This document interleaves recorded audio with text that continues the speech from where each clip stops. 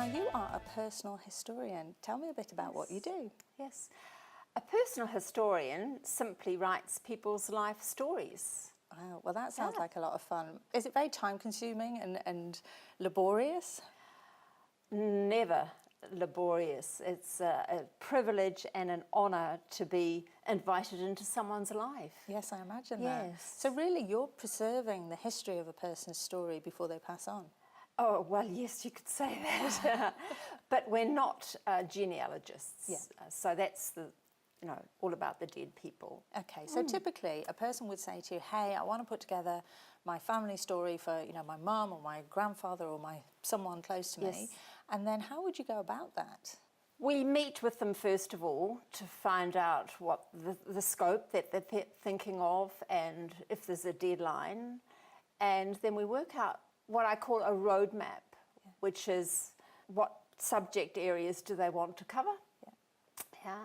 And then we take it from there. We use a digital recorder, and it's a process. It takes a while. Yeah, and you produce these amazing books. I mean, they're absolutely stunning. Our philosophy, Cath, is that they must look stunning and gorgeous, not only on the outside, but in the inside as well. Yeah. So we have maps, and we actually have 2 designers working on our books now. I'm not surprised. Looking at them, I'm not surprised at all. Yeah, every double-page spread is designed. Yeah, beautiful. The binding on this one's beautiful.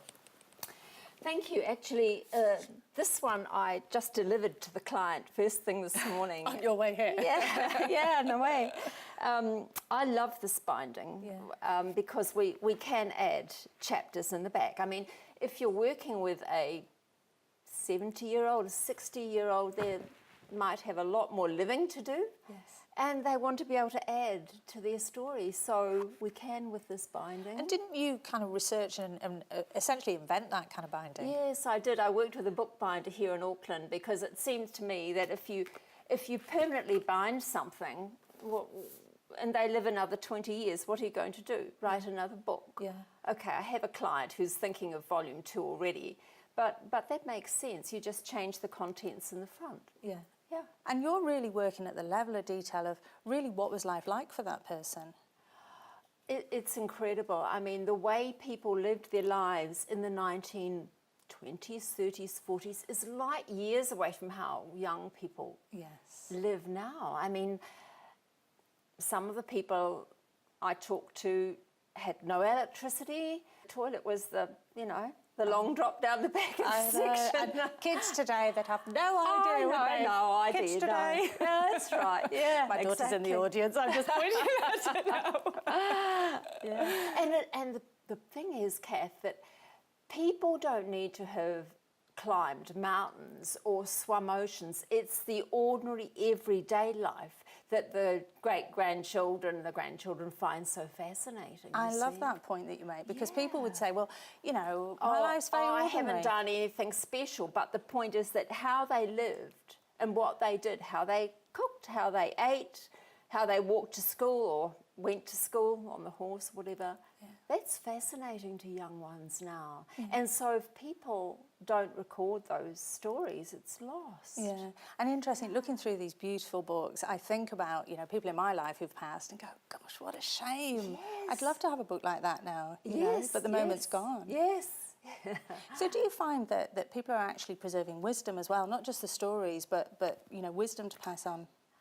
Yeah, exactly. In fact, what we write, what we suggest for the ending is not a conclusion, but a legacy letter. Ooh, because I say to our clients, look, you can put anything into this story. It's your story. So if you want to write about your philosophy of life, your values, a bit of good old-fashioned advice, go for it. Yeah. Because how else will the youngsters know? Yeah.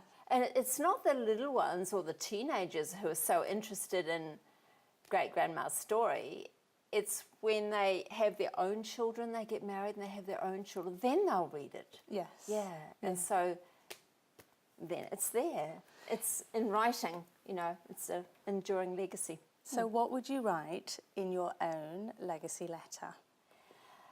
I say to people, you don't have to put everything in. Yeah. But if you don't put the tough times as well as the good times, then your story isn't balanced. Yeah. So what would your advice be in your legacy letter?